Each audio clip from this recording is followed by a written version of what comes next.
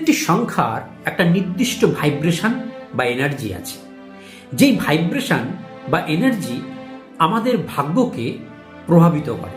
সুতরাং আপনারও জেনে রাখা উচিত যে আপনার জন্য কোন সংখ্যার এনার্জি বা ভাইব্রেশন আপনার ভাগ্যকে প্রভাবিত করছে, কারণ সেই সংখ্যাটি আপনার জন্য কিন্তু সবচেয়ে লাকি নাম্বার।